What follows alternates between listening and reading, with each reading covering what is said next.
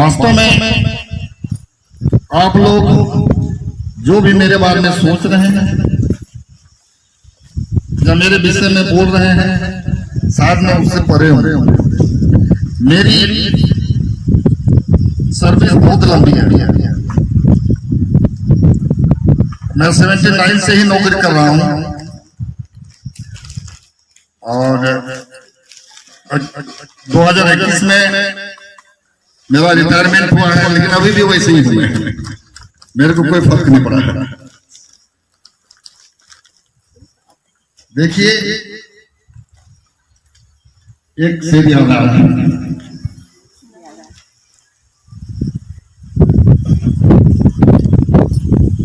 जानी पड़ेगा।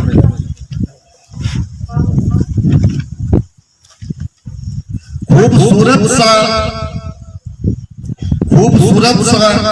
एक पल, ये हम लोग जो बैठे हैं, खूबसूरत सा एक पल किस्सा बन जाता है। ध्यान दीजिएगा, खूबसूरत सा एक पल किस्सा बन जाता है। जाने कब कौन जिंदगी का हिस्सा बन जाता है।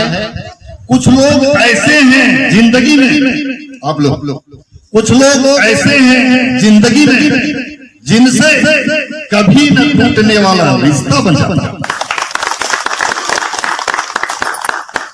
ये रिश्ता जो है कभी नहीं टूटेगा। ये पल जो है बहुत ही खूबसूरत पल है। एक क्षण जिंदगी का जो पल है, और आप लोग जो अपना अमूल्य समय व्यतीत नष्ट करके यहां जमा होकर के आपने जो हमारी इज्जत, आओ भाव और संस्कार किया है, मैं आप सभी शिक्षिकाओं को तहे दिल से धन्यवाद देता हूं। साथियों, इसके पहले कुछ हमारी शिक्षिकाओं ने एक बड़ा ही भावपूर्ण विदाई गीत गाया था, शुभकामना वाला। मैं उससे बहुत प्रभावित हुआ। शुभकामना, ये शुभकामना जो है बहुत ही अच्छी, मैं कहना चाहिए इससे अच्छी और इससे उत्तम कोई न शब्द है और न वाणी है। शुभकामना। मैं चाहता हूं, हम तो सेवानिवृत्त हो गए, हमारी सेवा की अवधि भी बहुत लंबी है। मैं उन तमाम बीते हुए अवधि के बारे में तो नहीं बता सकता, लेकिन आपने जो हमारी सेवानिवृत्ति में शुभकामनाएं दी हैं, ये मेरे लिए एक दुआ के समान है। मैं बहुत ही प्रभावित हुआ, बहुत ही प्रसन्न हुआ, क्योंकि दुआ में इतनी शक्ति है, शुभकामना में इतनी शक्ति है कि मैं भी आप लोगों के जैसे, जिस प्रकार आप नौकरी करते हुए खुशी और क्या कहना चाहिए निष्कलंक रूप से अपना जीवन व्यतीत कर रहे हैं, मैं सेवा निवृत्त होने के बाद भी यदि आपकी दुआ होगी तो मैं भी खुशी और निष्कलंक रूप से मैं अपना जीवन व्यतीत करूंगा। ये मेरी आशा है, क्योंकि दुआ बहुत बड़ी चीज होती है। साथियों, मैं आपको बता दूं, सबसे ताकतवर चीज होती है लोहा। मैं आपको बता दूं, सबसे ताकतवर चीज होती है लोहा, जो सबको काट डालता है, सबको काट डालता है लोहा। लेकिन लोहा से भी ताकतवर चीज होता है अग्नि, आग, जो लोहा को पिघला देता है। आग जो होता है लोहा को पिघला देता है। लेकिन आग से भी ज्यादा ताकतवर चीज होता है पानी। आग से भी ज्यादा ताकतवर चीज होता है पानी, जो आग को बुझा देता है। और पानी से भी ज्यादा ताकतवर चीज होता है इंसान, वो ताकतवर चीज होता है इंसान। पानी से भी ज्यादा ताकतवर चीज होता है इंसान, जो पानी को पी जाता है। पी जाता है ना भाई, इंसान पानी को पी जाता है। लेकिन इंसान से भी ज्यादा ताकतवर चीज होता है मौत, जो इंसान को खा जाता है। खा जाता है ना भाई। लेकिन मौत से भी एक ताकतवर चीज होती है दुआ, शुभकामना, जो मौत को भी टाल देती है। इसीलिए ये शुभकामना वाली गाना मेरे अंतस्थल को भेद गया, बहुत अच्छा लगा, बहुत ही अच्छा लगा।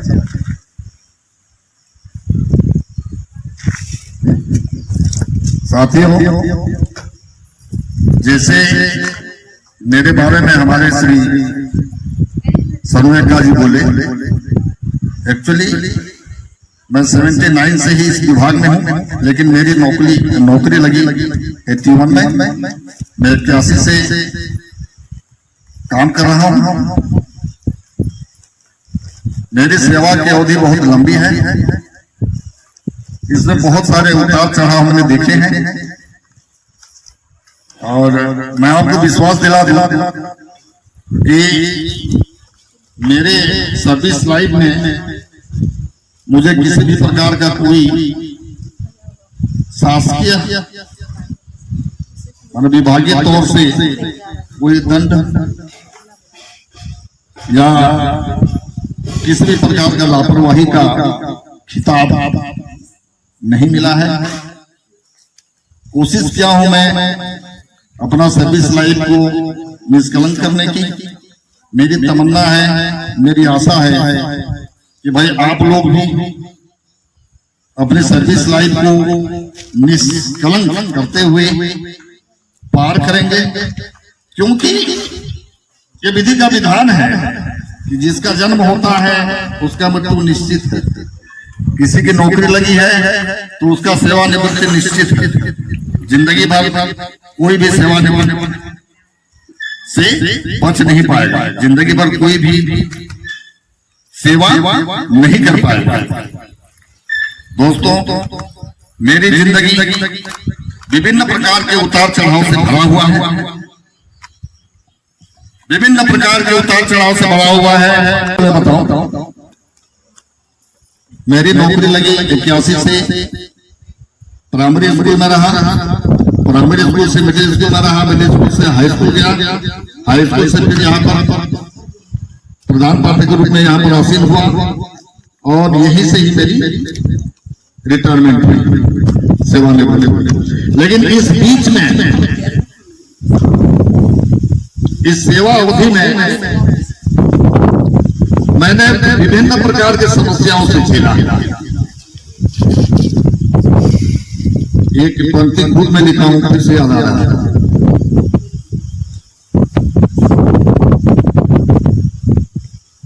गिरकर उठना, गिरकर उठना, उठकर संभलना दुनिया की यह रीत है।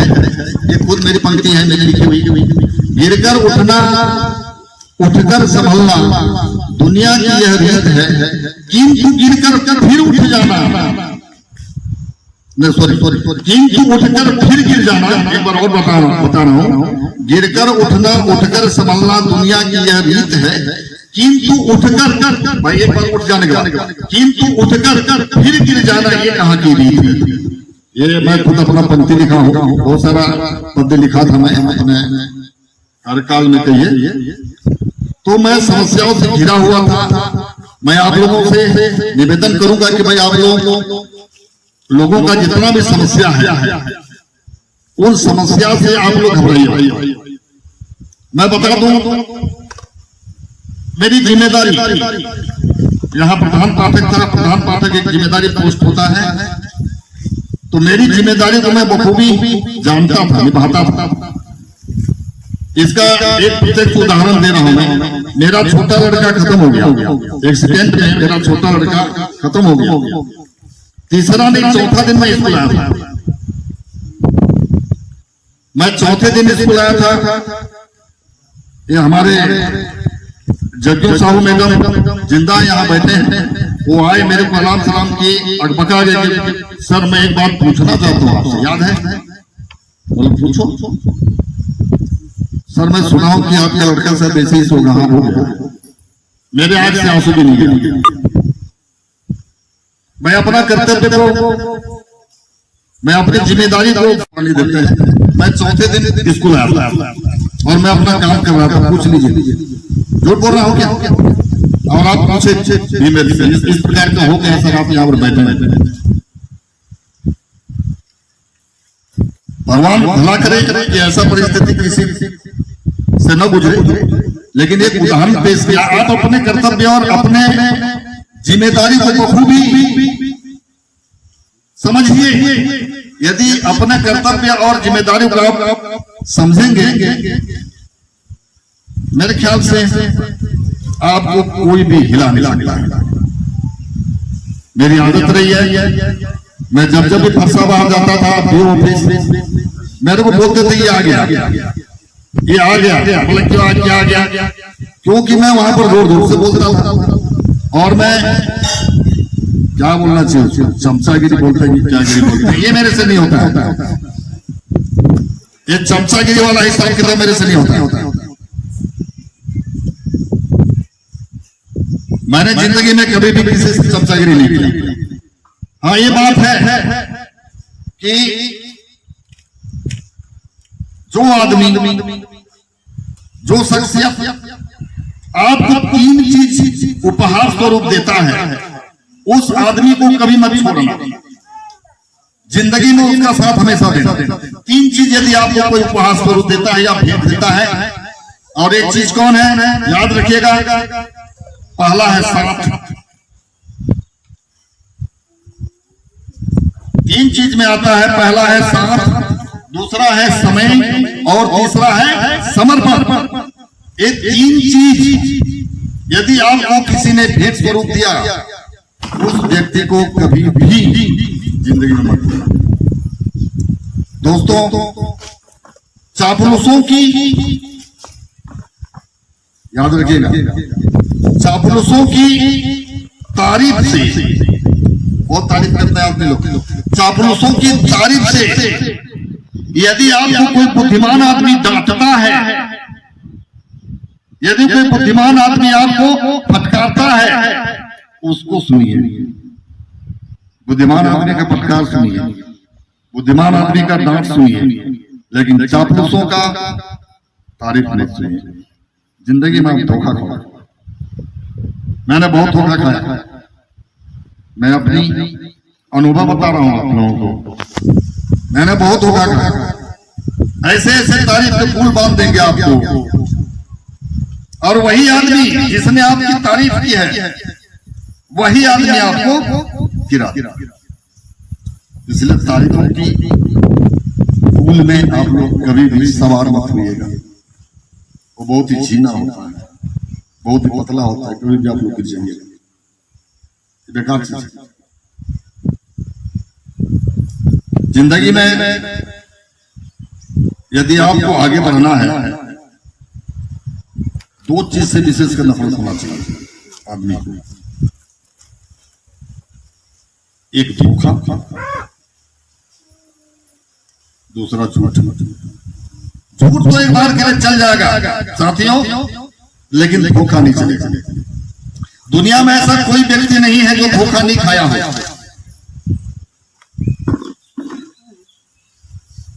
दुनिया में ऐसे कोई व्यक्ति नहीं है जो धोखा नहीं खाया हो, और सबसे ज्यादा धोखा उन्हीं से मिलता है जिसको आप बेहद अपना समझते हैं।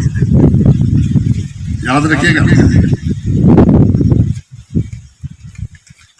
फिर से बोल दूं, दुनिया में ऐसा कोई इंसान नहीं है जो धोखा नहीं खाया है, और धोखा आदमी उन्हीं से खाता है जिसे आप बेहद अपना समझते हैं।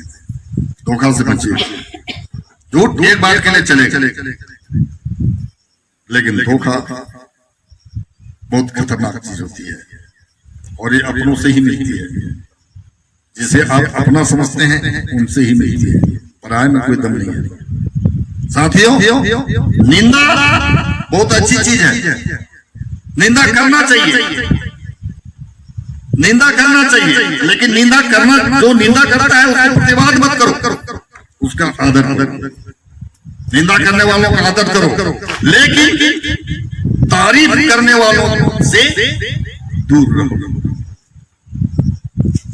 आप लोग थोड़ा सा बता जाते होंगे कि मैं कैसे कैसे बातें कर रहा हूं, लेकिन मैं हकीकत बोल रहा हूं। निंदा जो कर रहे हैं उसको आदर करो, लेकिन जो तारीफ कर रहे हैं उनसे सतर्क रहो। कबीरदास जी का भी एक कहावत है, निंदक नियरे राखिए अगर कुटी छबाए, बिन पानी बिन साबना निर्मल करे सुबाए। बहुत बड़े सत्य युग परिवर्तक कवि थे वो, उनकी वाणी तो क्या है, उसको तो कोई काट ही नहीं सकता। मेरा कहने का मतलब ये है, निंदा करने वालों को इसलिए आप उसको संभाल के रखिए या उसका आदर कीजिए क्योंकि निंदा करने से आपका गुणों की उन्नति होती है, आपकी कमी दिखाई देती है। उससे लड़ो मत, अगर निंदा कर रहे तो उसको लड़ो मत। जो निंदा करता है उसका काम ये निंदा करना है।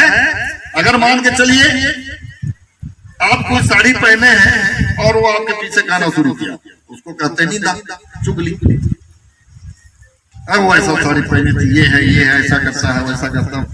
उसी के सामने दूसरे तो उससे भी बढ़िया साड़ी पहनो, अगर नाक कान में नहीं पहनो तो उसको भी पहन लो, स्नो पाउडर नहीं लगाया तो उसको भी लगा लो। पहले अगर सुंदर दिख रहे हैं तो उससे बहुत सुंदर दिखो और उसी के सामने से जाओ, उसको आपको गाली देने की जरूरत नहीं है। वो जल भूल करके स्वतः नष्ट हो जाएगा, आपको उससे लड़ाई झगड़ा करने की जरूरत नहीं है। इसलिए निंदा करने वालों को आप, मेरा कहने का मतलब यह है कि बात बात में जो आप लोग कहते रहते हैं कि मेरे को ये कहा वो कहा, ऐसा किया वैसा किया, और बेमतलब का बेवजह का आपसी जो मनमुटाव होता है, रंजिश होता है, ये नहीं होना चाहिए आप लोग। ये मेरा कहने का मतलब है। इतना उदाहरण देने का मतलब ये है कि भाई ये छोटी छोटी बात में रंजिश नहीं होनी चाहिए, किसी भी प्रकार का मनमुटाव नहीं होनी चाहिए, बिल्कुल नहीं, उसको हटा ही देना चाहिए।